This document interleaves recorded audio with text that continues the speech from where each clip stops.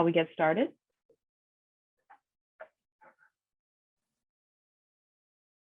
So to start, we'll go over a few ground rules and some technical selections. So thank you and welcome again. Especially given the time difference, we want to thank all of our early morning crew in the Philippines, as well as our group in Massachusetts doing the late night shift. It's so special to get to connect. So thank you everyone for your flexibility. During the course of the symposium, please do keep your microphone muted if you are not presenting or actively commenting. Over the course of the event, we will have a presentation component from distinguished authors and then a set of breakout rooms where we can all meet and share our ideas. So we'll have plenty of time to speak together. You may use the chat feature or share comments or connect with other participants during the course of this presentation. Please do so via private message if you so choose. And everyone should have had access to the bios of the panelists prior to this event. That's in your invitation. So if at any time you want to double check and see who someone is, learn more about them, please feel free to use that. If you're presenting, we recognize these are very quick presentations. We wanted to learn a lot in a short amount of time. Thank you for narrowing down your information to the tightest of schedules, but please, out of respect for your fellow panelists, please do keep to time. This symposium, as you can see up at the top, will be recorded. And in addition, the breakout rooms will be recorded. So please use your discretion about sharing personal information about any groups or communities you may be working with. We trust that you know what you feel is appropriate to share. And finally, if you are experiencing any technical issues, I am your contact for today. Please feel free to reach out to me via direct message. If there are any issues, I'm really happy to support. And with that, I believe I will turn it over to Enzo. Thank you so much. Thank you so much, Ariana, and welcome everyone to the symposium. It's really just a delight to have you here with us. We've been very excited to be able to have this opportunity to meet you. It was a very competitive process and difficult one for us to make a selection among the many papers that we received in response to our call for papers. We have a real wide variety of papers that cover a number of different vulnerable groups in the Philippines and really excellent work. And I really can't wait for your presentations and for the discussions in the breakout rooms. I just wanted to quickly introduce our own team. You have bios, so I'm not going to go into any length, but from the Harvard Humanitarian Initiative, you will have 8 of us here with you today. Myself, I'm Enzo Bolletino. I direct a program on resilient communities here at the Harvard Humanitarian Initiative.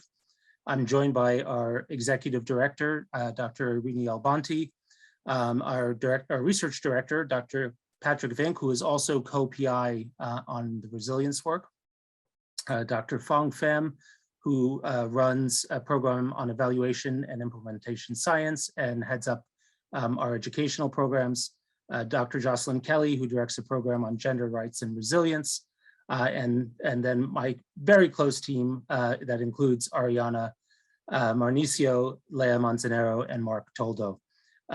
We're really delighted that you can be here with us today, and I'm glad that our colleagues are going to have a chance to view these presentations and have discussions with you. Thank you, Mark. I'll just a few words on the program on resilient communities. We got our start around 2015, and a lot of what we were concerned about was how things were changing, especially with respect to climate change and the impacts this was having on changing weather patterns, severity of weather systems, and some of the challenges this is posing to the entire region globally, really.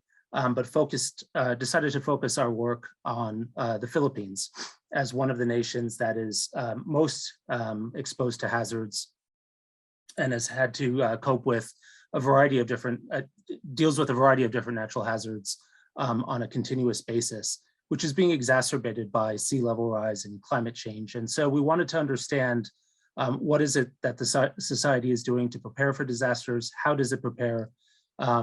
what sorts of experience does it have from previous disasters, and how does that impact the society's ability to look forward and prepare for the challenges that are coming. So we really engaged ourselves in a variety of different research projects that looked at how people were coping with disasters and understanding those disasters. Part of that research is based on household level surveys. Part of it was direct action with communities. So we did some work around sea level rise and impact on coastal communities, which was more of a participatory action research approach. We've conducted network analysis where we've looked at relationships among different organizations within the Philippines, including national non-governmental organizations and international non-governmental organizations, UN agencies and government, and what the relationships amongst those actors looks like in order to identify strengths and weaknesses within the system. And then finally, we've tried to communicate these results not only to a professional and academic community, which we've done, but also more broadly to the public to raise awareness on the resources that are available and on some of the research and findings from the research that were being done around disaster preparedness in the country. Next slide, Mark. Thank you.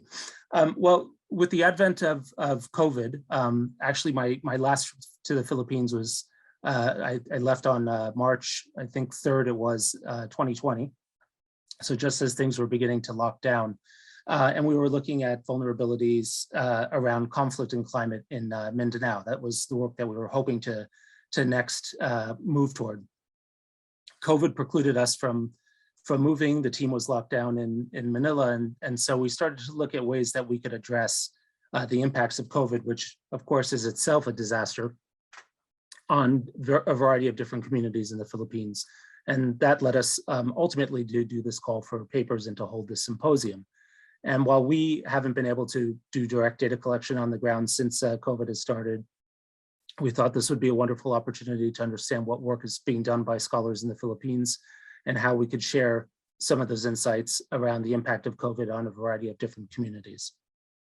And so we're hoping to get out of this ultimately two things. One, an opportunity for you to be able to share your results and your research with one another, and thereby build a community with one another so that you're familiar with each other if you're not already familiar. And the second would be to report out your findings, what's working, what's not working to the broader community. And we hope to do that in the form of a collaborative report that reports out on these findings. Next slide, Mark. Thank you. So what we've done is we've selected 9 papers in all to be presented. We've grouped those papers into 3 categories. That's not to say that each one of these papers is a perfect fit for that category. We tried to look at ways that we could divide up the team so that we would have interesting discussions in the breakout sessions, and tried to select papers that were similar to one another and created the categories out of that. So while your papers might have elements of more than one category, we felt like this was a good practical way to pair the papers into different groups. Each of these groups, there's 3 of them in all, community vulnerability, livelihoods vulnerability, and health vulnerability. Each contains 3 papers with a set of authors for each paper. And we will ask when we are finished with all of the presentations for you to join breakout sessions. And the breakout sessions will be categorized based on these different categories that we have here. We'll explain this again, but just to give you a heads up, we'll ask that the lead authors for each of the papers in the categories go to that category breakout session, because others may want to speak to you after they've seen your presentation. But if you have multiple authors on your team and those authors want to go to other categories, that's entirely fine. People will self-select which categories they go into, except for us, the team here, which will give you the designated rooms in due course. So I'm going to stop with that. Welcome you again to this opportunity, and we'll turn now to the presentations. So the first presentation is called Forgotten Survivors, Impacts of COVID-19 on Haiyan Survivors in Resettlement Sites in Tacloban City, Philippines. Yes, hello everyone. I'm Arajay Pakoma, an instructor in Leyte Normal University, and I will be presenting our research on behalf of my co-authors, Dr. Yvonne Su and Mr. Jinbert Cotton. Next slide, please. There is little to no research on vulnerable population of disaster-affected households in resettlement sites. And as they have been resettled and are isolated in the outskirts of Tacloban city, the disaster-affected households are facing significant health, economic, and social challenges amid the pandemic. This is why we ask, how does the COVID-19 pandemic impact the daily survival and livelihoods of disaster-affected households living in resettlement areas in Tacloban City? Next slide, please. We chose 4 resettlement sites based on their population. That is the number of household units in each site. We have respondents from North Hill Arbors, Tacloban North Villages, Dreamville, and SM Cares Village. Next slide, please. In order to answer the key question of our paper, we conducted a survey in the local language of Waray, and we completed a total of 352 surveys during our fieldwork in June 2021. However, because of COVID-19, fieldwork was harder to complete, and so we aimed to achieve 5 to 15% of the households in each site. We interviewed 10% in Tacloban North Villages and Dreamville, 5% in North Hill Arbors because it is significantly bigger, and 15% in SM Cares Village because it is smaller compared to the others. Next slide, please. Drawing on data from the 352 surveys in the resettlement sites, we found that pre-existing issues of a lack of livelihood were exacerbated during the pandemic, and these led to increased food insecurity. The pandemic's most significant impacts range from them earning less and losing jobs. For instance, micro businesses and construction companies closed, other employers laid off daily wage laborers, and there is also the immobility of non-essential workers. Because of these impacts, most of our respondents said that the amount and quality of household food decreased, and they were forced to reduce their meals from 3 to 2, hence exacerbating or increased food insecurity. Next slide, please. Further, we found that as traditional coping mechanisms and support networks failed, households turned to negative coping strategies like high interest debt.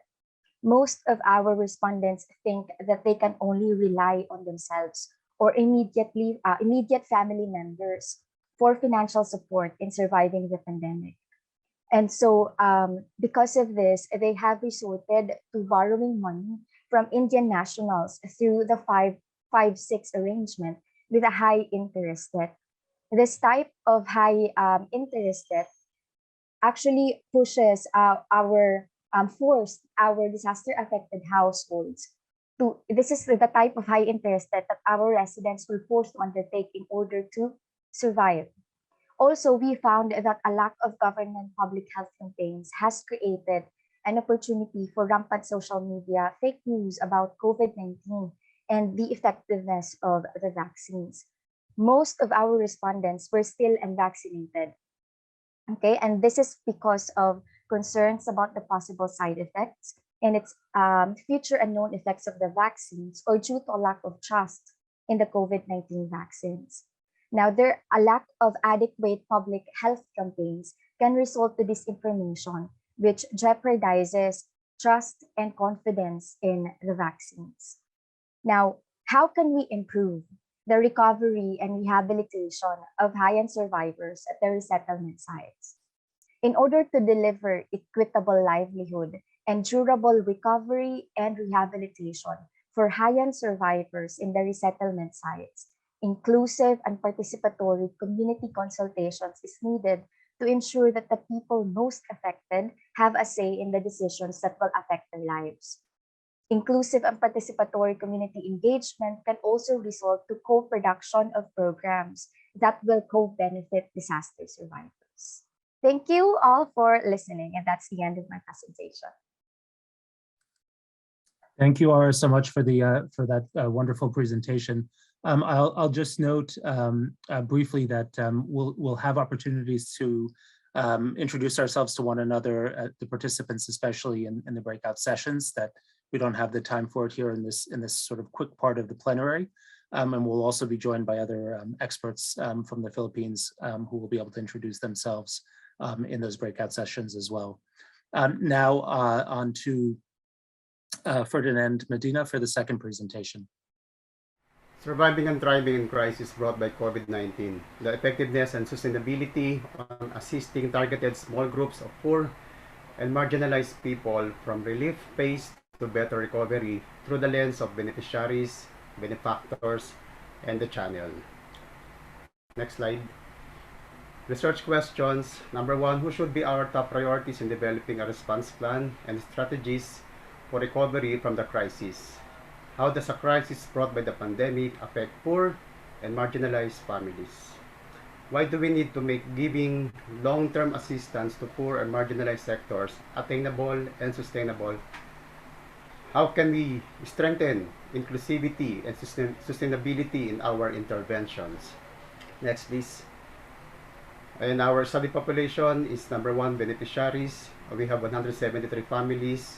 50 families in Payatas B, Quezon City, 38 families with members belong to person with disability or PWD group in Zone 3, Barangay Pasong Tamo, also here in Quezon City, and 35 families of farmers in Sitio Ibayo, San Mateo, Rizal, and 50 informal settlers families in Sitio Casagingan, also in Rizal Province. And number 2 is the benefactors.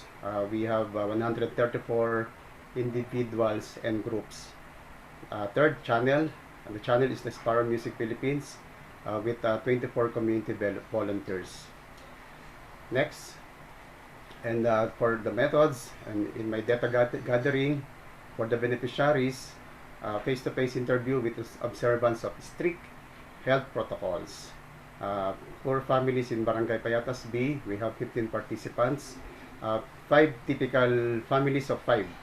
3 senior citizens, 2 nursing mothers, 3 students who receive laptops and educational assistance, and 2 students receiving internet load assistance. And for the PWDs in Zone 3 Pinkitan,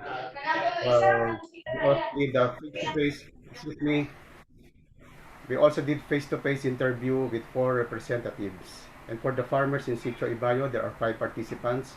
And for the informal settlers at Sitio Casagingan, we have 5 participants. And for the benefactors, interviews with one donor who had the commitment to give for 13 months, and another donor who gave one-time donation, and one private company committed to give for 50 families for a month, and 2 monthly supporters who started giving when the enhanced community quarantine started in March 2020 up to present.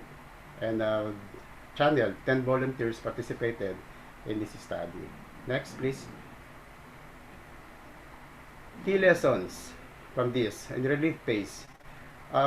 Sparrow Music, this is a small and young community-based organization that was able to raise and distribute relief goods worth over 3 million pesos since day 2 of community quarantine in March 2020 up to present. And for the beneficiaries, it is more effective to help specific and targeted small groups of poor and marginalized people for long-term. Long-term is 1 year or more, to help them survive this complex crisis brought by the pandemic. Food assistance help them survive hunger. Economic recovery through entrepreneurship help them thrive in the crisis. 8 mothers were able to put up retail store during the pandemic, and 5 mothers learned to sell online.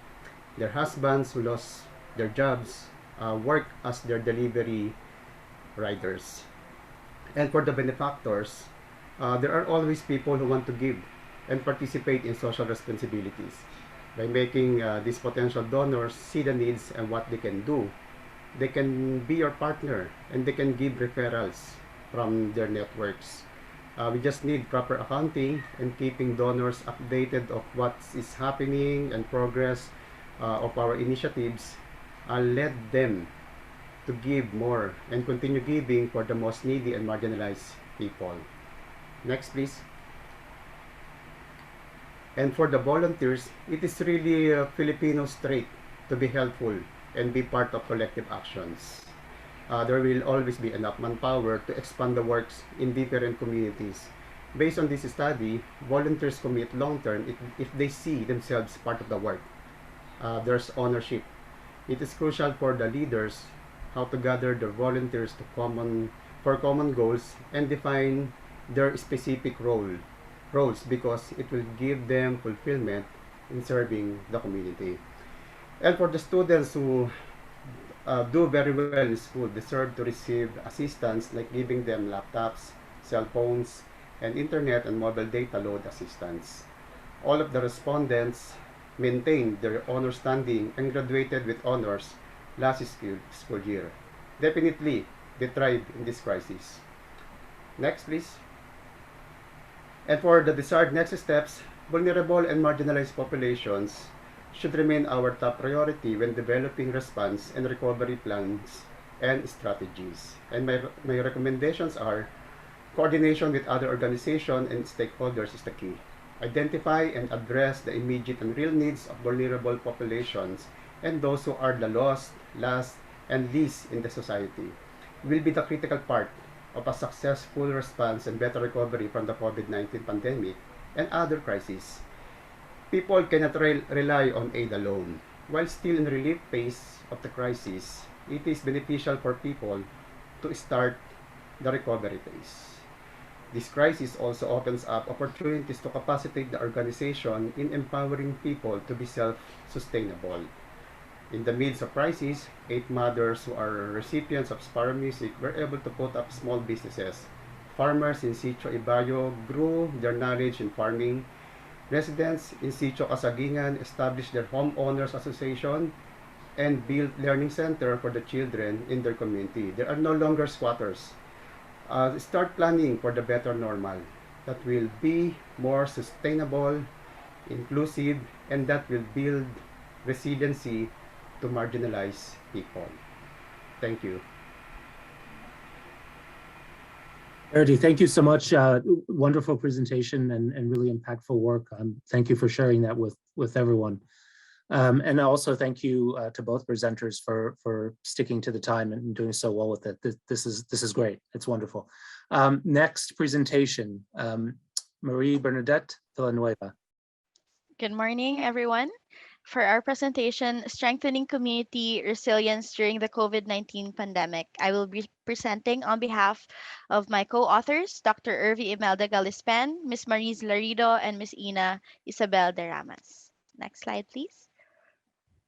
So for our research question and for this study, we aimed to determine the impact of COVID-19 pandemic to the lives of the residents in Agawad Kalinga community in terms of physical, mental, social, and environmental aspects.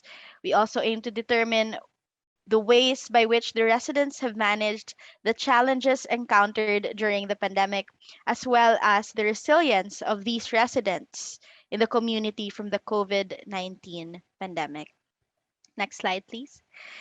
So for our population, the Gawad Kalinga community in Mursha, which is the adopted community of Riverside College, our institution, has a total number of 150 households, and from which 126 or 84% of the total population have participated in this study.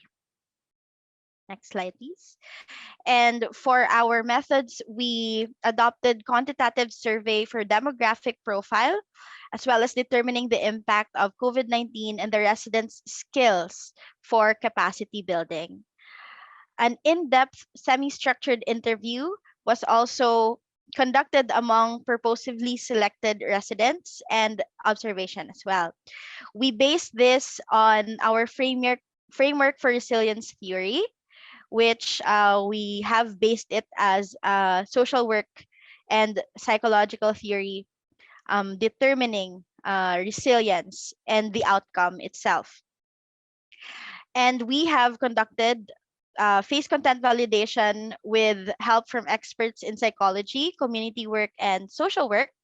And for the data analysis, we conducted frequency and percentage for the community residents, demographics, and responses, and transcripts, verbatim transcripts from the interview were noted and audio recorded from the interviews and the encounters with the selected participants. Thematic approach was also conducted and used for coding of data and extraction of categories and generation of themes. Next slide, please. And among our participants or respondents, majority are 49 to 59 years old, are high school graduates and unemployed. And the cases of COVID-19 in the area are few, which is quite contradicting to the study of Hawkins et al. Implied that the lower education levels are strongly associated with higher rates of COVID-19 cases and fatalities. So among those, we have gathered the impacts in several aspects of these residents' lives. First is the physical aspect, which 96% of the respondents suffered a decrease in family income and difficulty in procurement of food, medicine, and healthcare, which the study of Bensuceso et al. On the social consequences of COVID-19 revealed a reduction of weekly income and difficulties in providing food for the family members. Next slide, please.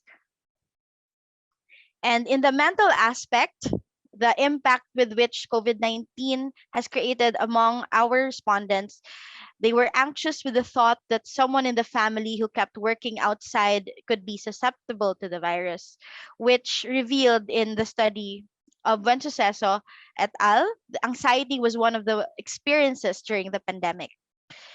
In the social aspect, there were family members who had to stay home due to job loss, and the number of people living in one household became a challenge. So with this study of revealed that home environments of marginalized populations are not suitable for isolation and proper hygiene is hampered. For economic aspect, respondents had to cut back hours from work while some lost their job. And this highlighted the prevalence of job loss and reduction in income in the Asia Pacific region due to COVID-19. Next slide, please. Among those data that we have gathered, themes emerged from what we have gathered based on the interviews that we have done, which are perseverance, isolation, fear and uncertainty, vaccines are priority, protection for oneself and others, better safe than sorry, weathering the storm, and resiliency, and which determining the impact of the pandemic was successful. And inputs from residents are incorporated into the community engagement programs, especially for the partner educational institution. And from that, constant communication with community and a regular assessment on the part of the institution of their evolving needs must be monitored even beyond the pandemic. And with this, it can yield better recovery response and health outcomes that may be adopted by other Gawad Kalinga communities all over the country, which are over 2,000 communities all over the Philippines. That's it for our presentation. Thank you very much. Thank you so much for your remarks, Marie. On to the fourth presentation now with Sanli Abila. Thank you, Enzo. Can you hear me? Yes. Okay. Hello. Good morning, everyone. So thank you for having us here. My name is Sanli. I am from UP Visayas. On behalf of my teammates, Serafin and Rhea, I am happy to present our paper, the title of which is flashed on our screen. So this is actually part of a larger pilot study investigating the psychosocial interventions provided to international merchant seafarers, including Filipinos, of course, during the current pandemic caused by COVID-19. Next slide, please. So for this paper, we try to examine the social vulnerability of Filipino seafarers.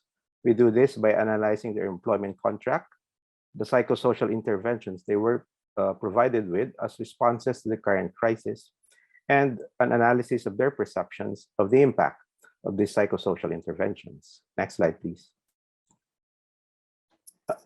The table in this slide presents a part of a summary of the social demographic profile of our respondents. Unsurprisingly, our participants are mostly males and generally young, with an average age of 30. As typically, there are three departments on ships.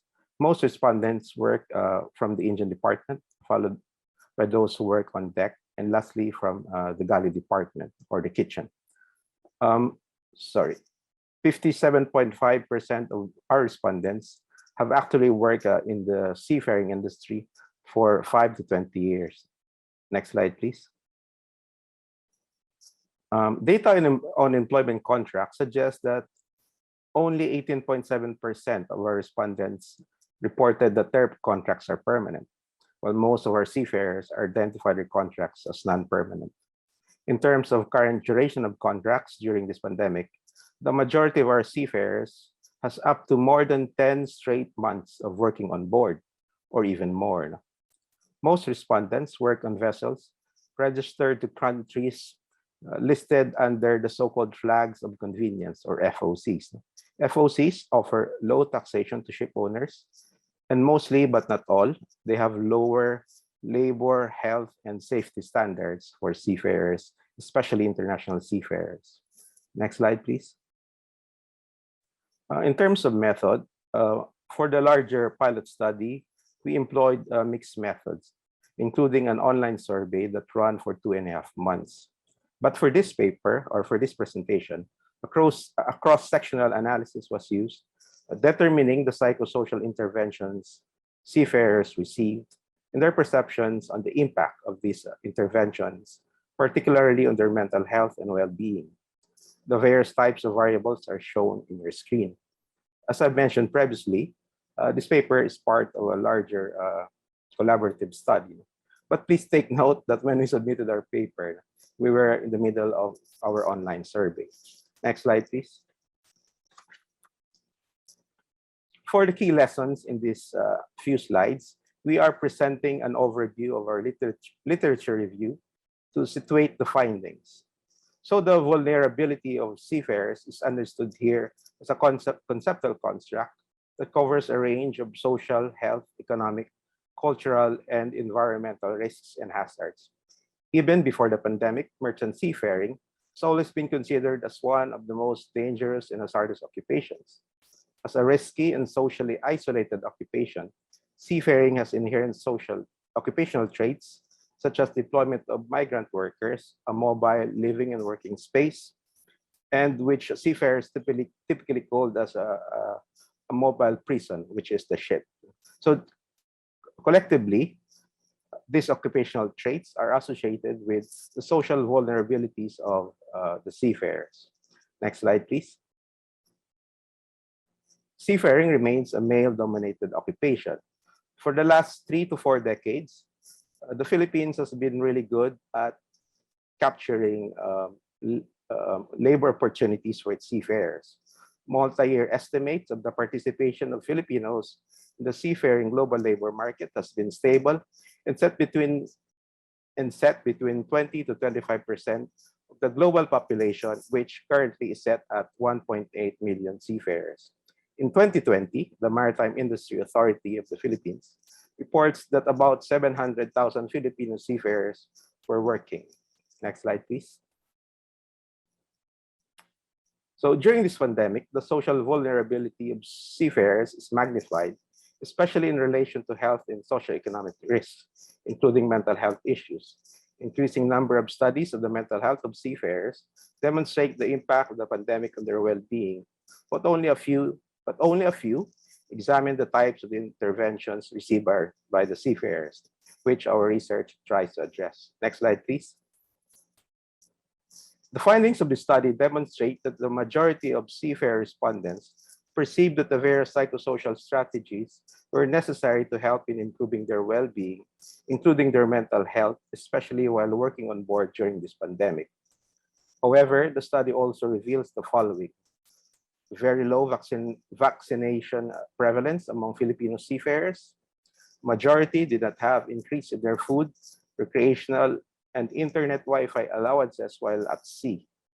Overtime work is commonly done, but only a few companies compensate the workers for extended tours of duty rendered during this pandemic. No immediate support to the families were provided, and very low awareness of the online counseling and mobile apps or applications developed by NGOs. Consistent with the literature, the precarity of Filipino seafarers, employment contracts, as mentioned previously, were mostly non-permanent. In terms of years of service, the majority has worked from 5 to 20 years. Apparently, this length of service is not enough to gain permanent contracts. Next slide, please. So for the desired next steps, in our paper, statistical analysis of the data were not well developed. But in our final report, which will be available to the public soon, we have presented some statistical analysis. So this, and as an example, we look at the different psychosocial intervention in relation to the various variables we used. And we hope to invite you for the public launching of our final report as we are collaborating with the Lloyd's Register Foundation of UK. And of course, some of our research team members are working on research on developing mental health education initiatives for Filipino seafarers. So thank you for listening. Stanley, really, that was absolutely fascinating. And I have to say that prior to reading your paper, I had no idea how important an issue this was, and it certainly raised my own awareness. And since then, I've noticed reported in international media just multiple cases of issues out at sea during COVID, and they're really pretty horrific. So thank you for this contribution. Benjamin Velasco.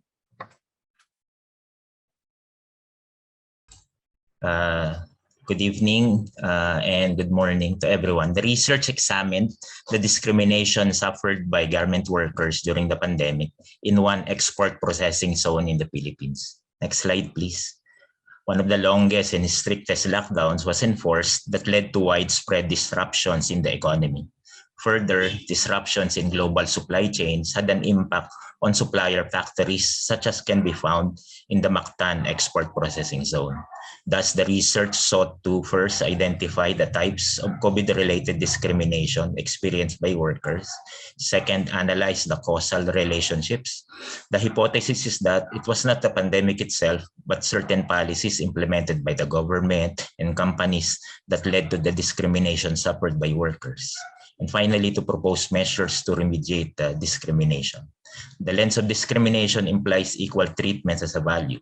Equality is codified in the Philippine Constitution and several laws in the Philippines. The respondents to the study were 29 male workers and 61 female workers from 3 factories, Metroware, Globalware, and First Glory. The study population was a convenience sample. Next slide, please. Convenience sample, meaning the workers were identified through labor organizers in Cebu, Mactan, Cebu. Next slide, please.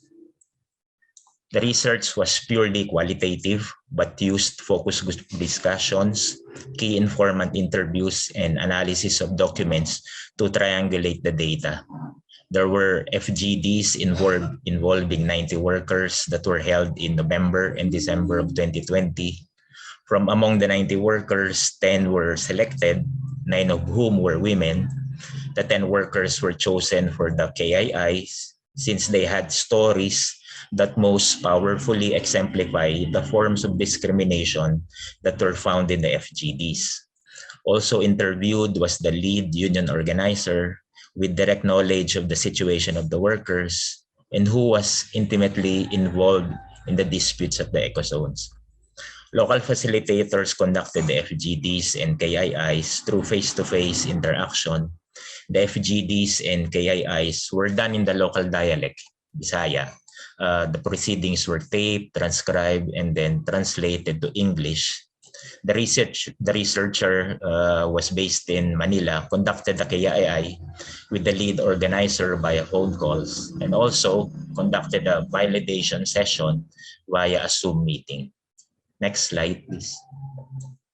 An initial assessment based on preliminary data showed that 4 types of COVID-related discrimination were suffered by workers, but the actual research uncovered 13 types. First, pregnancy. 4 pregnant workers from 2 factories were put on forced leave without pay. Second, health status. In all the 3 factories, hypertensive workers were not allowed to return to work and instead were put on extended forced leave without pay. Third, freedom of association. In First Glory, the union leadership and active unionists were fired.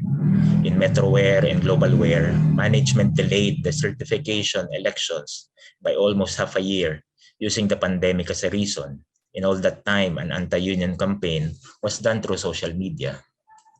Also, harassment by state authorities. 2 rallies of the terminated First Glory workers were both dispersed by the police on the pretext of violating social distancing. That same charge was used to arrest the union president and 3 labor organizers. Also, harassment by company management. 6 informants related verbal and physical harassment in the context of management's drive at hitting the production quota. 6, suspension of complaints mechanism by the state left workers without a means of redress at a time when abuses were rampant. It took 3 months of lobbying before the suspension was lifted. 7th, lack of aid. None of the respondents received aid from the government for formal workers. Metroware workers get a one-time 5 kilos of rice, while Globalware workers received 10 kilos, although both were from the same group of companies, an inequality which generated discontent. Next slide, please. 8, criteria in mass layoff. All 3 companies laid off workers during the pandemic, with workers either alleging union busting or lack of transparency. Place of residence. Workers complained of arbitrariness about who were put on 14 days quarantine without pay due to the proximity of their residence to active cases. Persons under investigation for COVID. Respondents from Metroware alleged that expenses for testing were shouldered by the worker, not the company, as what's prescribed in the rules.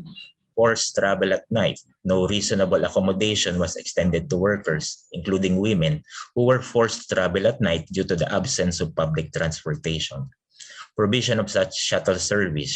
Shuttle service was provided to workers who live far from the export zone, but not to those who live nearby. And finally, theft of workers' benefits. Non-remittance of social security contributions by 2 of the companies effectively is wage theft that denied workers the opportunity to avail of social security benefits at the time that it was needed most. The number and kinds of discrimination uncovered suggests that discrimination was widespread and severe among garment workers in the Mactan export zone. Next slide, please. The fact that only women respondents related stories of harassment at the hands of their male superiors strongly suggests multiple or intersectional discrimination. Further study should be undertaken to validate this. Also, assistance, mainly legal, should be extended to workers with pending labor complaints.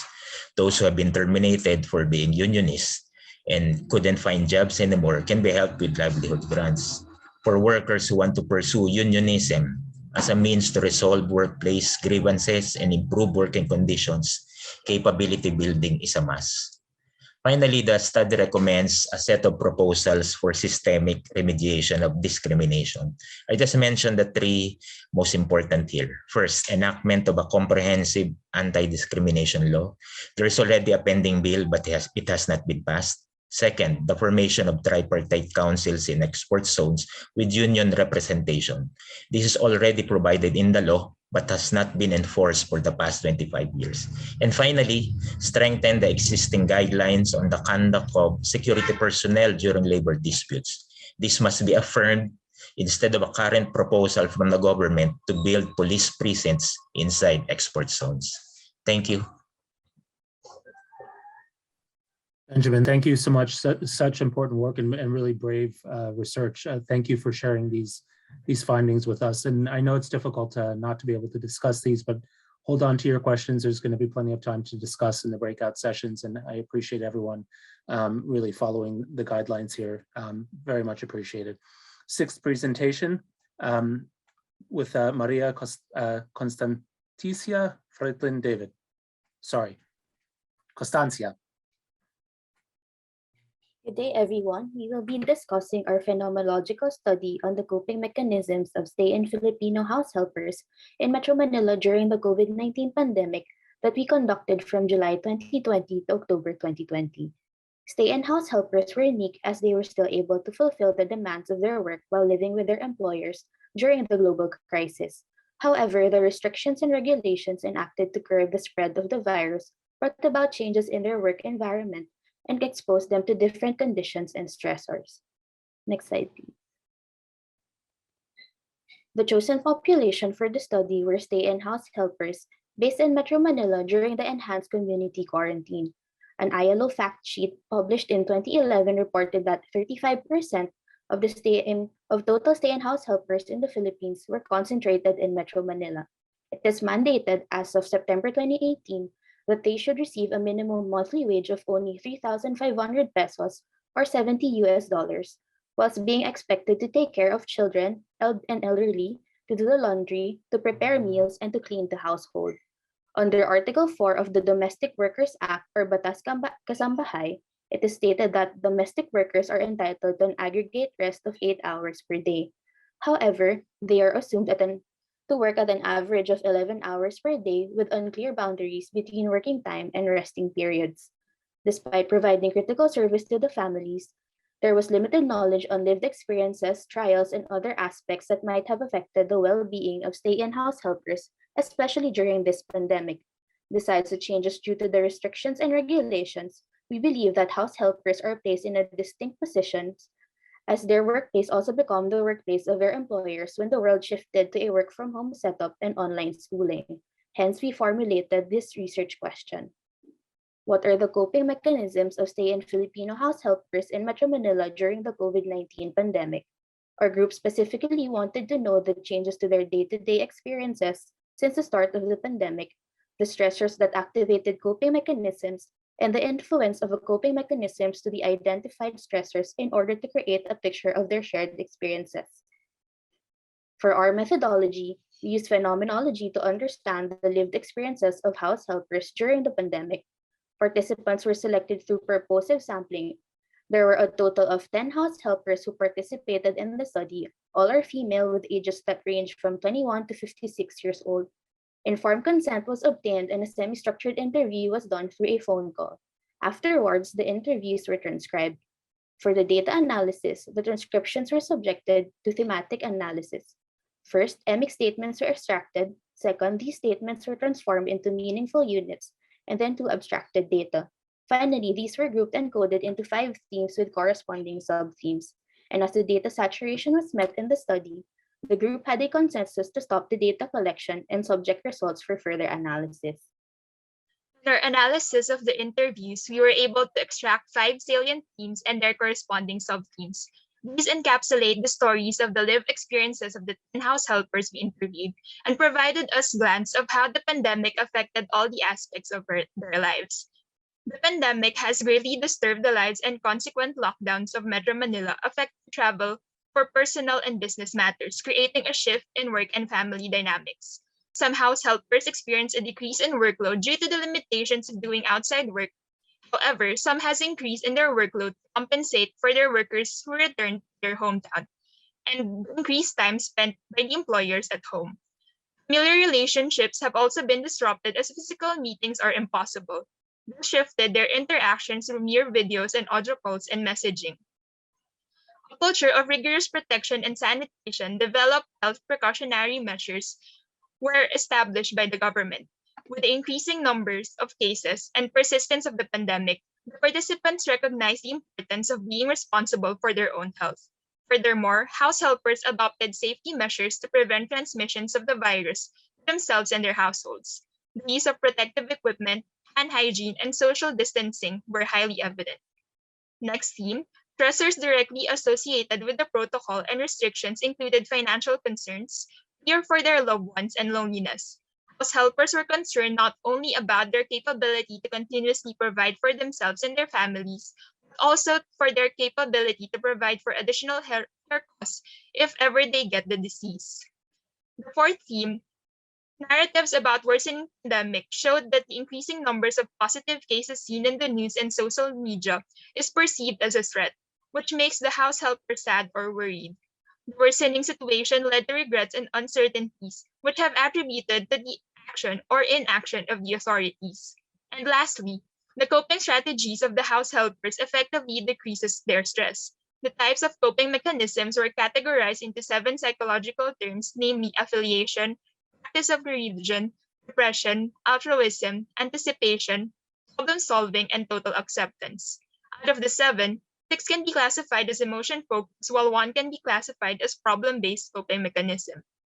Overall, the protocol on travel restrictions and precautionary health measures caused day-to-day changes in the lives of house helpers. Stress was induced by the shift in the work and family dynamics. However, the activated coping mechanisms enabled them to rise above these challenges.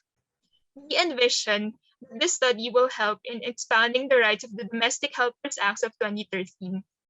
Having individual households at least know the results of our paper allows for them to get a gist of the conditions the people who are making our day-to-day living better. As for the research paper itself, richer data can be harvested if the future interviews can be accomplished face-to-face. If follow-up research can also be done that would explore the lived experiences of house helpers beyond the initial lockdown, and if supplementary quantitative research can be conducted in order to have the numbers that will bolster the qualitative findings and achieve generalizability of the study, that may help in formulating policies that would expand the rights of the house helpers through the Domestic Helpers Act. Thank you for listening. Thank you both so much for the presentation. Definitely starting to see some common themes in terms of the psychosocial impact of COVID on a variety of these communities. Up for the next paper, Mark. 7th paper, a glimpse of the COVID-19 threat to the vulnerable population of Davao, with Federico Callo. Greetings from Davao City. Maayong adlaw sa tanan. Today we would like to direct your attention to the southern part of the Philippines, specifically a glimpse of the COVID-19 threat to the vulnerable population of Davao Region, Philippines. Next slide, please. Our study wanted to answer 2 research questions. Number 1, is there a statistically significant link between the severity of infection of the patient to age and the presence of underlying illnesses? We want to know if elderly people are more prone to suffer from severe symptoms of COVID-19. Similarly, if the same applies to a person reported to have comorbidities. Number 2, we also want to do a spatial investigation and ask, which areas in the Davao region are the COVID-19 positive cases among the vulnerable population more clustered? Next slide, please. To answer our questions, our study population covered the COVID-19 positive cases among vulnerable individuals in Davao Region, Philippines. The period covers the earliest recorded date of onset, which is March 3 last year, up to August 31 this year. The vulnerable population includes the patients tagged as elderly and people with comorbidities. Our data is obtained from the Department of Health, Davao Center for Health Development, through a research partnership with AMDABIDS Health.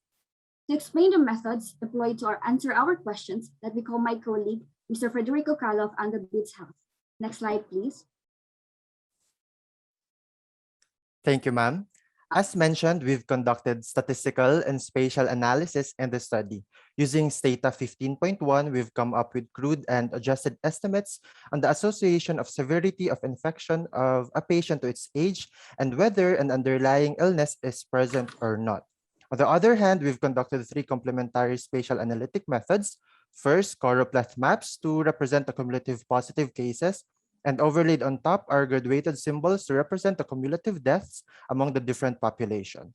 Second is the spatial autocorrelation test using global Moran's I to identify whether the spatial data set on hand is clustered, random, or dispersed.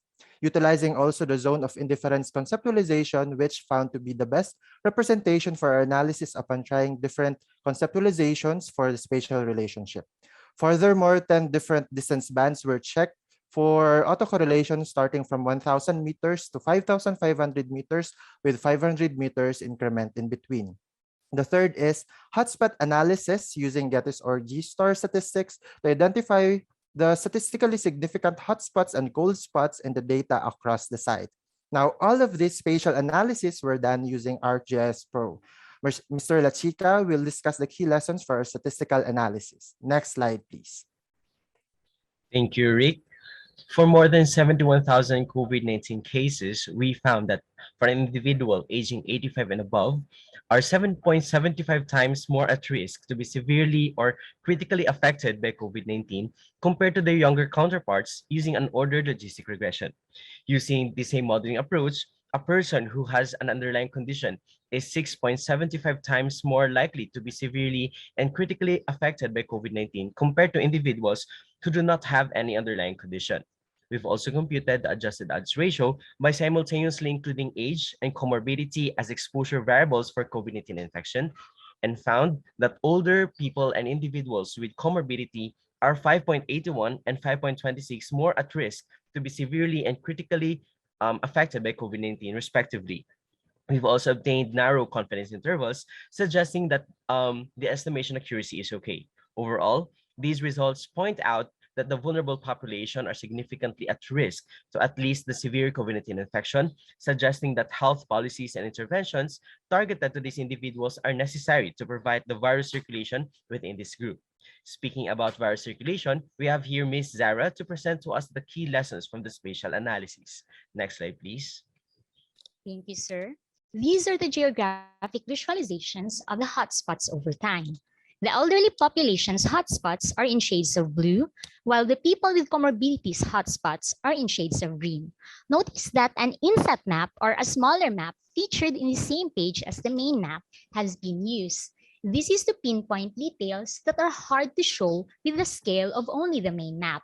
In this case, particular areas of Davao region are shown at a larger scale to have a better perception of the clustered COVID-19 cases. Furthermore, results from the spatial analysis show that for both vulnerable groups, areas that have been consistent hotspots in the period covered are highly urbanized and densely populated. Also, the hotspots are known to have a high cumulative COVID-19 positive cases regardless of vulnerability level.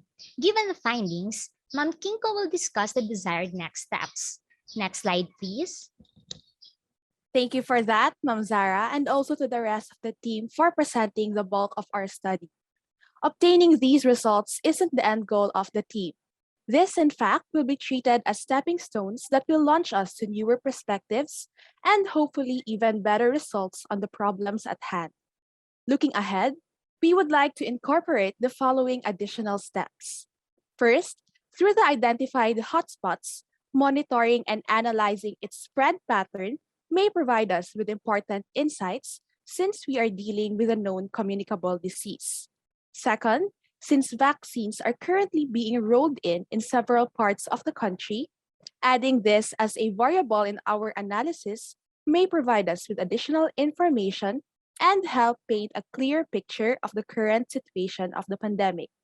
Lastly, through the results generated, we can also assess the implementation of the enacted health programs in our region. This may help our LGUs evaluate the efficacy of their programs and hopefully aid in its improvement. This research is originally conducted with Davao region as the study area, but we are confident that its methods are replicable in other regions and even on a larger scale, say the Philippines. We hope that our study will shine a spotlight on the use and importance of spatial analysis in epidemiological modeling, something that isn't a common area of study here in our country. To end our presentation, in behalf of the University of the Philippines, Mindanao, and AMDABID's Health, thank you so much for including us in today's panel. That was spectacular. I'm not sure what was more impressive, the study design and findings or the seamless transition amongst the team in the presentation. Very, very good. Next up. Presentation 8, the kaleidoscope of isolation. So good day, everyone. This is Mehdi Archipasha, and I'm one of the speakers for the Kaleidoscope of Isolation, a phenomenological study on mandatory quarantine as experienced by locally stranded individuals. So it has been more than a year ago since COVID-19 pandemic has ravaged the world, and as a response, the Philippines imposed a lot of lockdowns. With that, we have created a lot of locally stranded individuals who would wish to return home. And for them to be able to do so, the Memorandum Order 2020-087 was released in order to give them health protocols to follow with a 14-day quarantine as a mandate. With that, this research group has developed the research question, which is, next slide, please, to know about their lived experience as they become LSIs. So who would get to answer this? The study population would be, next slide, please. Selected locally stranded individuals who are 18 years old and above from certain cities of Luzon, Visayas, and Mindanao who have specifically spent their 14-day quarantine in local government unit facilities. Next slide, please. So good day, everyone. I'm Cara Marie, the second presenter for this study. Since our study is a descriptive phenomenological study, we collected our data through one-on-one interviews using online platforms only, since due to the restrictions of the pandemic. So we were able to observe all of the ethical considerations, thus these interviews were approved by our university's ethical committee, and we of course provided them with debriefing services, but most of them did not avail of this. So our sampling strategy is purposive, judgmental, and snowball sampling, with the criteria of them needing to be 18 years old and above, and they should have had their mandatory quarantine in LGU facilities only. So we were able to get 5 respondents in total. So our data analysis is Paul Colizzi's method of phenomenological analysis, and we made sure to code our data so it would be easier to understand. Next slide, please. So before we move on to our key lessons, it is important to note of the theme clusters that have been developed in this paper. First would be security or the lack thereof, and the sub-theme clusters to be discussed would be the main issues that our participants had a shared awareness of. First would be the varying feelings of health safety regarding the protocol, since not all of our participants were claiming that there was a strict implementation in their facility, and this is very important to note since, according to Presetu et al. 2020, there is a significant direct effect on adapted behavior and the intent to follow protocols, and to the extent this would also affect their sense of efficiency of the quarantine. Next would be the inconsistent provision of necessities for isolated individuals, which would cover their food, accommodation, the medical professionals accessible to them, and also with the fact of the facility structure. And they were also claiming that not all of them were able to have equal 3 meals, since some had to obtain from outside sources. And this would also include the inconsistencies with the medical professionals that are with them, and also with the structure of the facility. Furthermore, security can be defined in Merriam-Webster's dictionary as protection and freedom from worry, which is why the participants were also navigating through welfare safety in the facility, since they also wanted to be safe not just from the threat of the virus, but also from outside sources, since discrimination at that time was still rampant.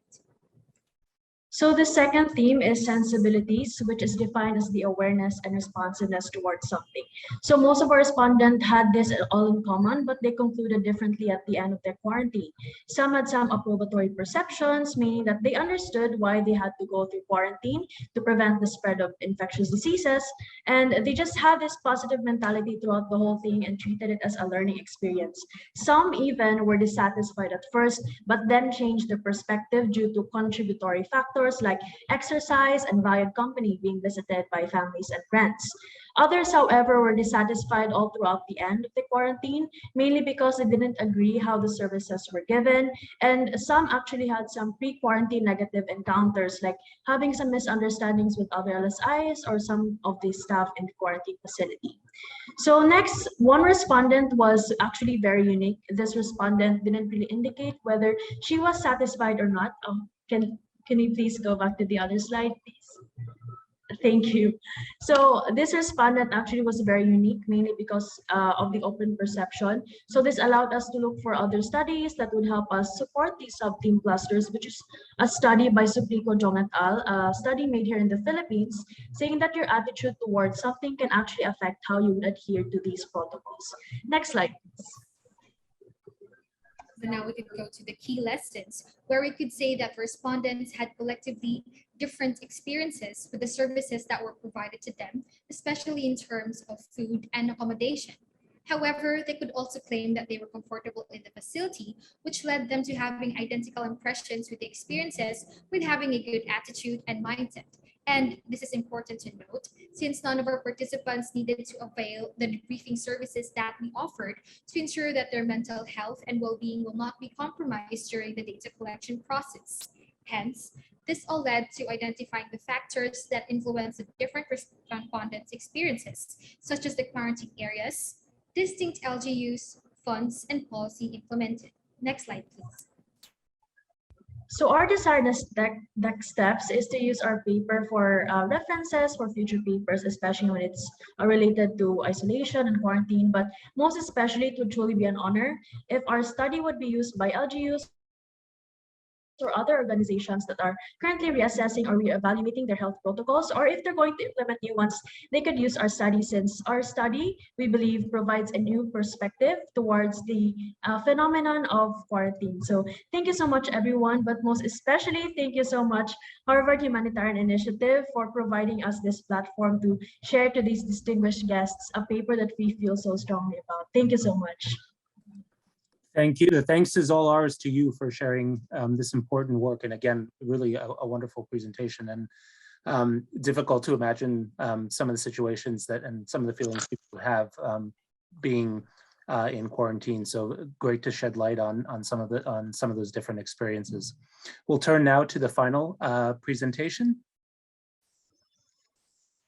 Eden Terrell. Hi, good morning. Hello, thank you. Thank you so much for inviting me here. The title of my presentation is A Clinician's Reflections and Post-Disaster Trauma Care Intervention for Indigenous Communities in the Time of COVID.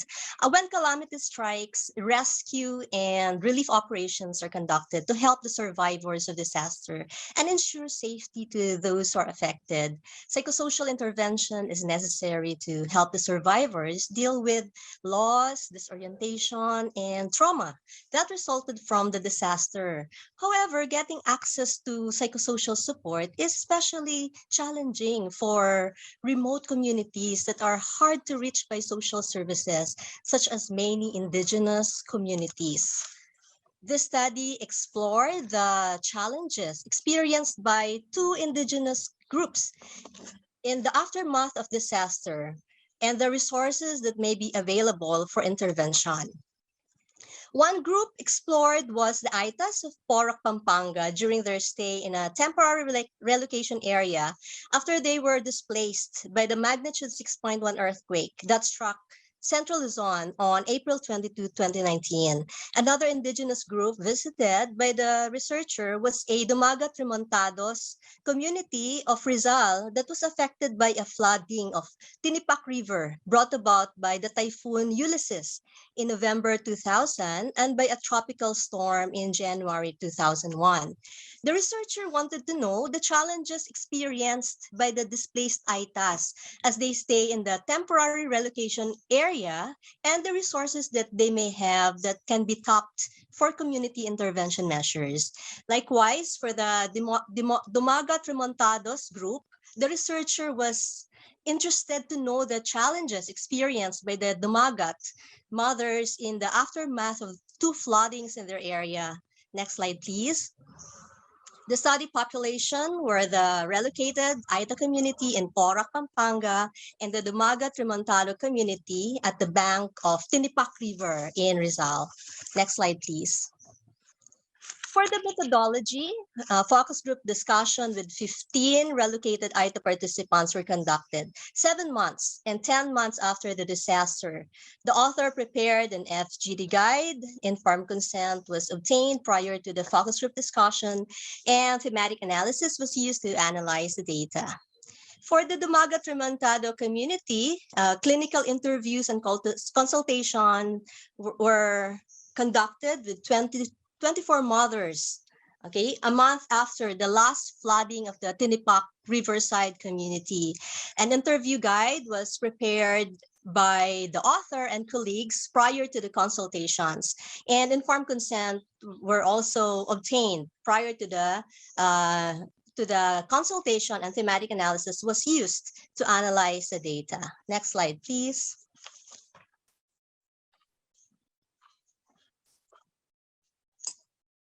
As to the lessons learned, okay, as to the lessons learned from this research, it is important to take into consideration the cultural variables in the relocation of displaced ITA community. For example, one of the concerns that exacerbate worries among the community members is the security of their ancestral domain. While in the relocation side, they worry about land grabbing and their exercise of cultural practices, such as their healing practices and burial practices.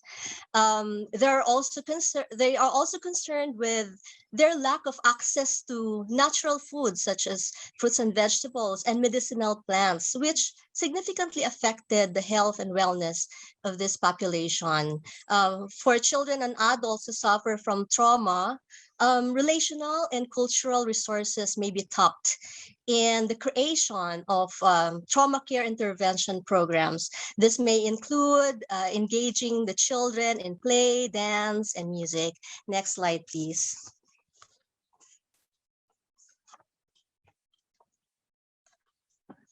For the Dumagat Remontado community, the hardship brought about by calamities and the pandemic only worsened the impoverished condition.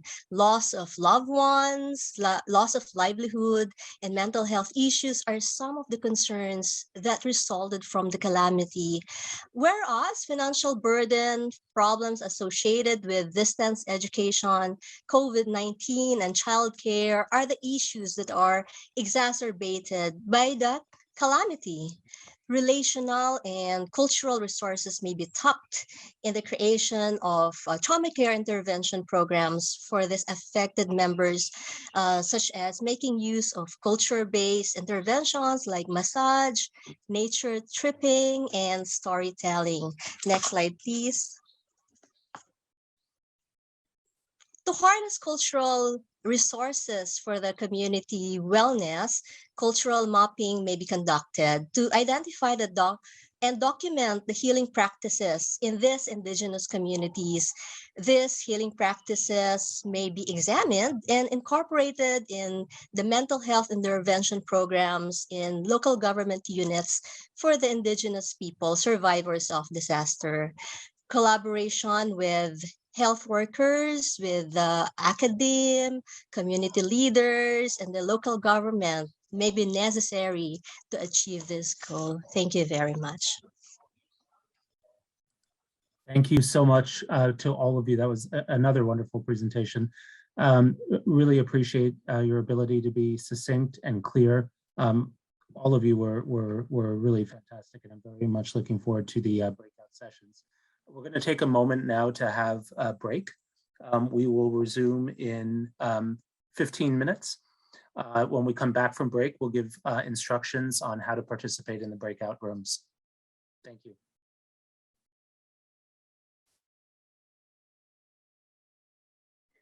Thank you, everyone. Please return at the half hour.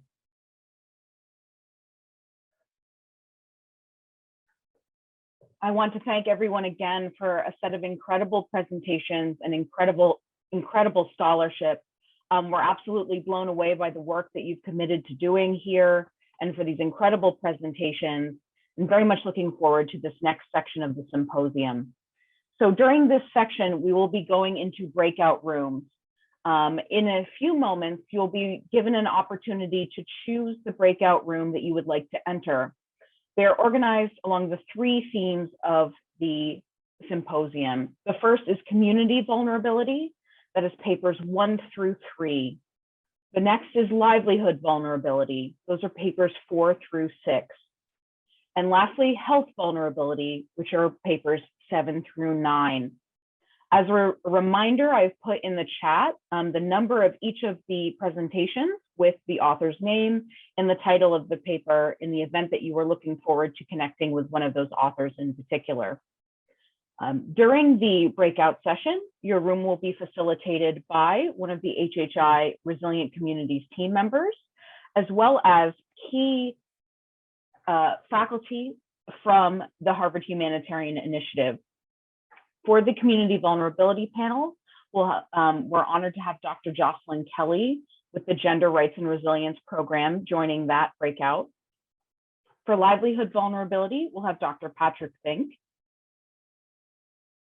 And for health vulnerability, we'll have Dr. Irini Albanti in the room with us to learn more about your work, to engage in conversation with you, and then to offer some observations at the end of the breakout session. We will have 40 minutes in total. So what I will do is I will open the breakout rooms for the HHI team who has been listed here. You will be automatically sent to the correct room. And for everyone else, when you're provided the opportunity, please choose the room that you would like to speak in. For those of you who were panelists, if your lead author could please go to the designated panel that you were on. If other authors would like to try out other breakout rooms, you're most welcome. So with that, I will send you to the rooms. If for any reason your invitation seems to have gone away, please go down to the main menu and look for breakout rooms. You should be able to join them again. Thank you all very much, and we'll see you soon.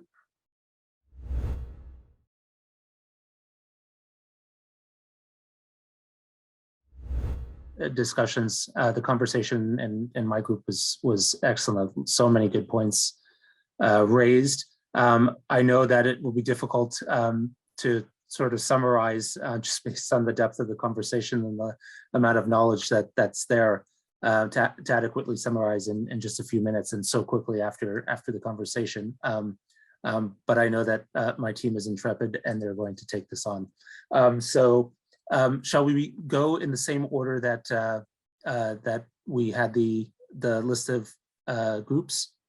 Ariana, can I hand that over to you? I don't remember what the order is. Yes, absolutely. So we'll start with Dr. Jocelyn Kelly. And so I'll turn it over to you for some brief, about 5 minutes or less observations.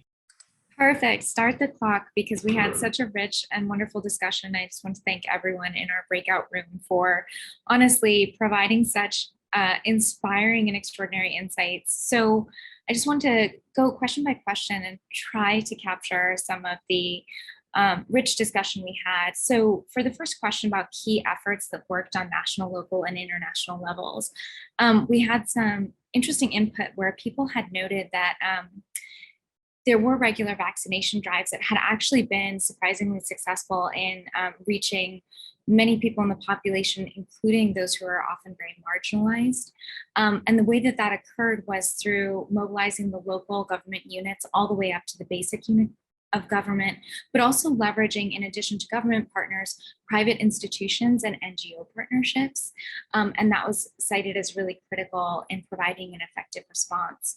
Another note was made about the importance of mental health programming during this time, and inspiring example was given by Ferdy, who said that he noted that music can be a really powerful mental health intervention, not only in itself, but as a way to engage with children and continue continuity of education. And he noted that he was able to do a local donation drive to buy laptops, phones, and tablets for children so they could continue with that kind of education and connection.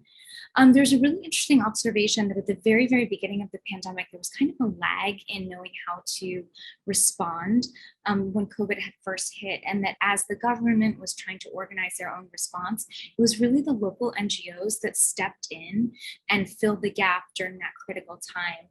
I think the most inspiring example that we heard of that was around a peace program that was actually initiated right as COVID hit.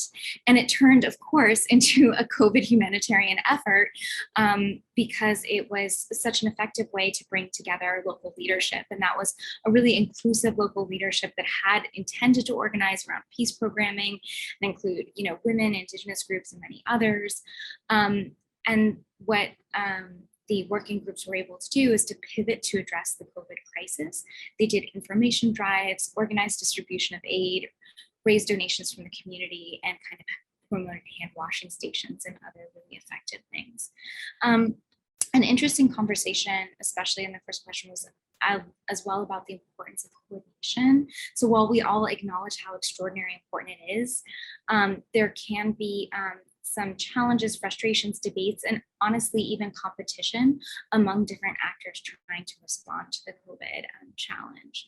When people talked about, the role that academia could play, people had some really wonderful examples of actually doing briefings with policymakers that directly informed research uptake, which was great. It was a reminder that things like in-person meetings and policy briefs can be really effective ways to create uptake, as well as finding other avenues for research. But the importance of kind of speaking people's own language and making research accessible was really underlined.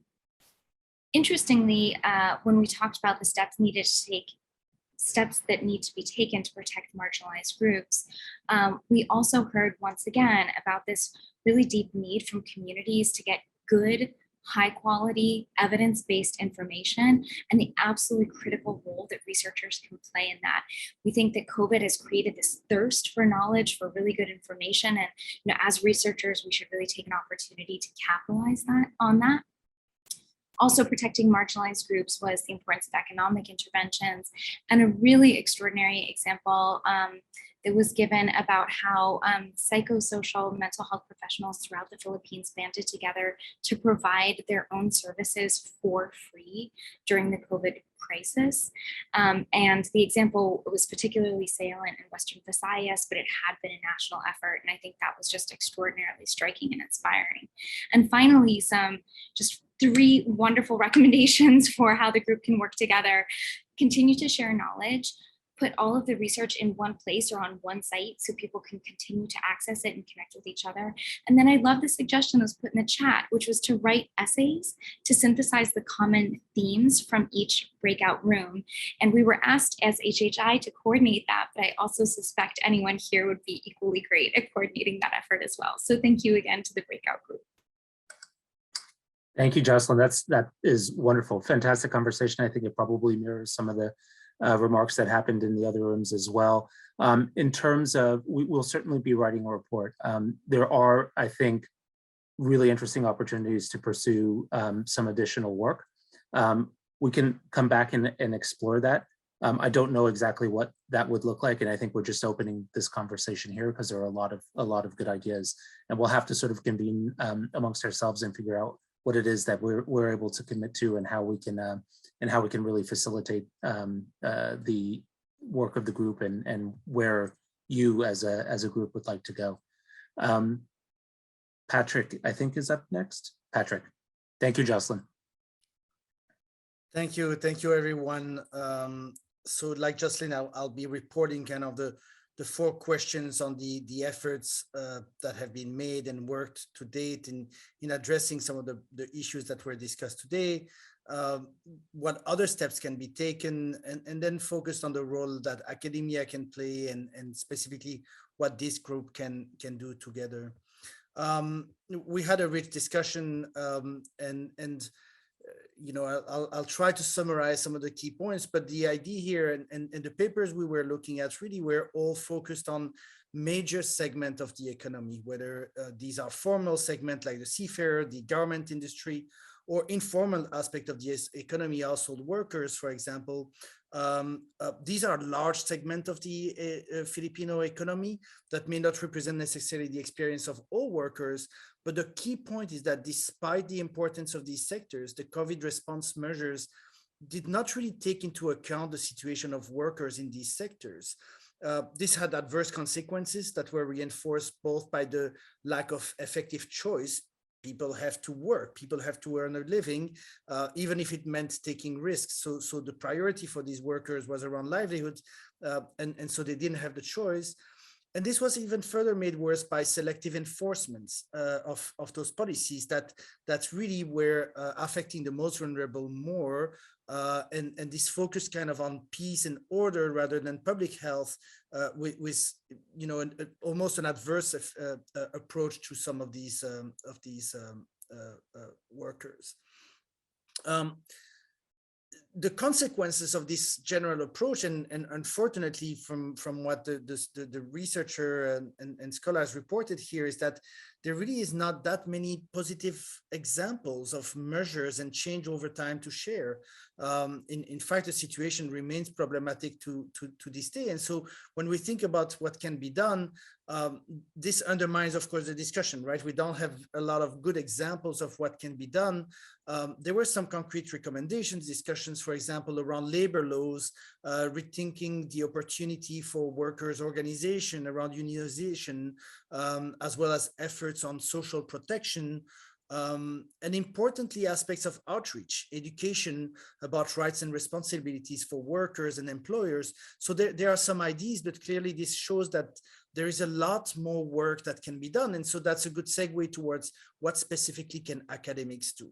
And so in part, the discussion was, the fact that these papers highlight, well, one, that there is an important contribution just as a diagnostic, just to be able to show what the problems are is essential, and then go beyond in looking at policy-based research, filling some of the questions around what can be done, learning from international experience elsewhere, but also then looking at implementation in the field.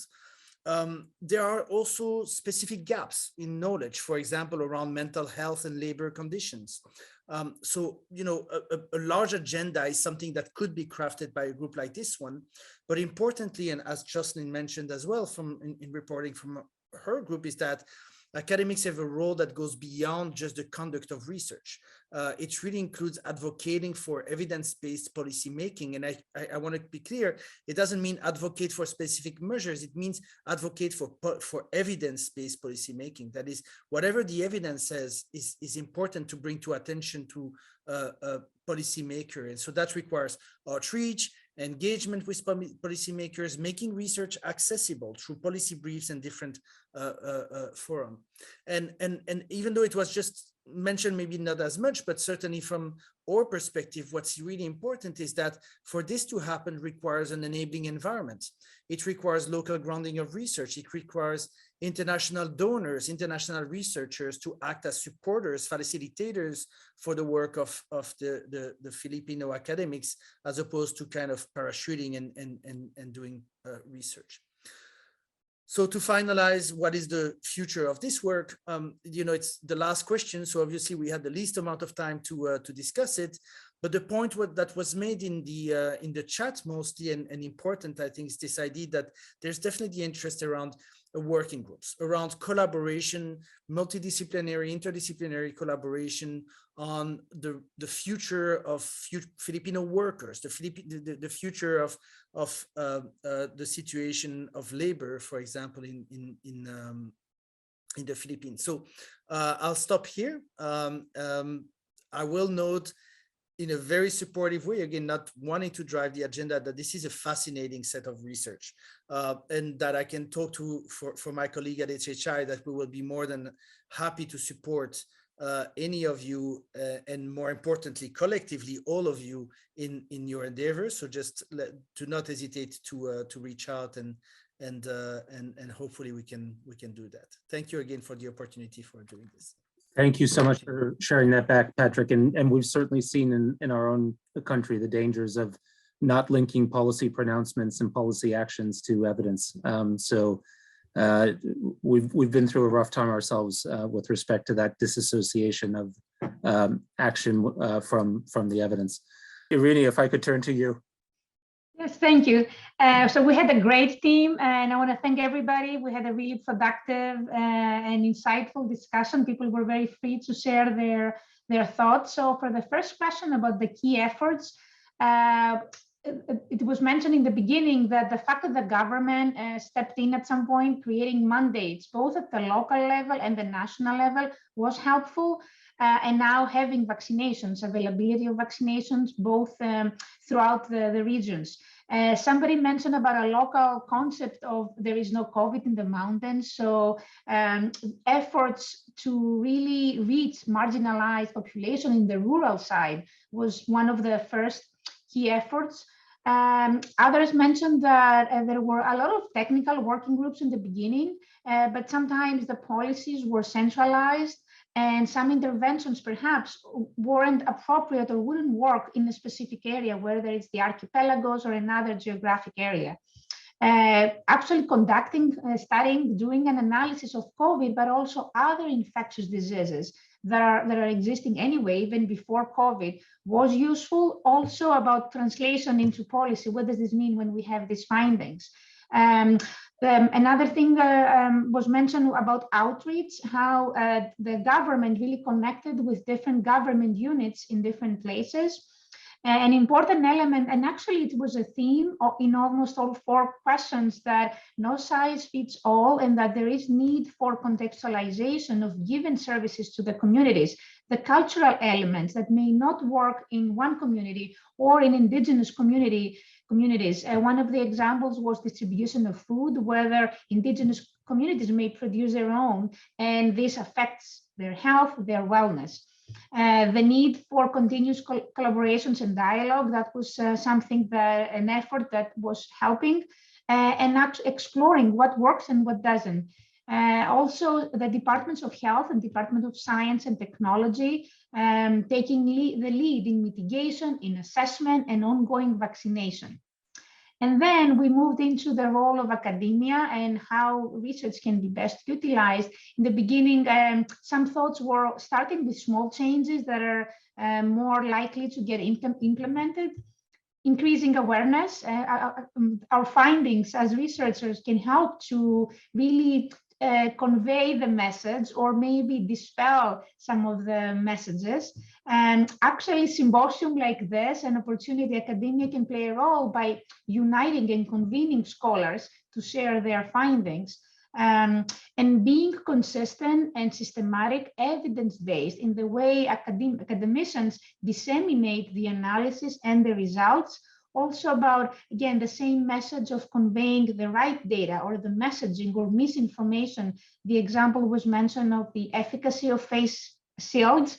And also it was helpful that government was already approaching academia for collaboration. So that helped with buy-in and implementation. In terms of steps to protect marginalized groups, the first step that was mentioned was to really understand what makes people vulnerable, to investigate, define what vulnerability means. Another point was more technical about internet connection in populations in rural areas, that by prioritizing access to information about vaccine so that vaccination rates are increased. So if a large amount of people cannot access the internet or do not have immediate information, then this will impact the vaccination rates.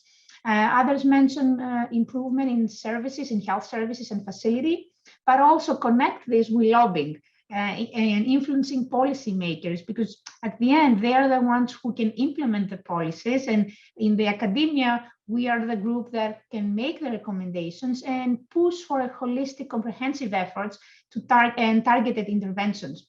Also to look at the root cause of the problem, meaning what is it about the vaccine hesitancy? Is it other factors? And need to consult and collaborate to include cultural, historical, and social context.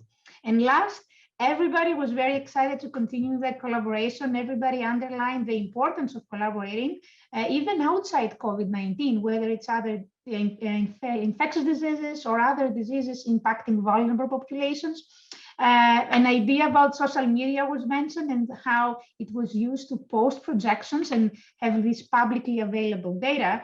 And somebody else mentioned that, for example, their team is more focusing and have more experts on quantitative data, so they can collaborate with another team who maybe specializes in qualitative research. So then they can join forces for mixed methods. And the last thing that we briefly talked about is the group coming together to support each other in these stressful times and talk about experiences and just relieve the stress from their daily life just by talking to colleagues. So that can be another way that the group can work together. Thank you.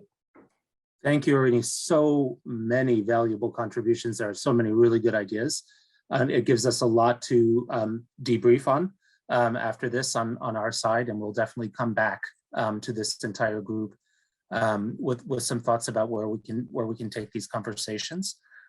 One thing I'll mention here, so a few things. First, I'd like to thank deeply the work of Ariana Marnicio and Lea Manzanero and Mark Toldo in putting this together. They did a huge amount of work to make this happen.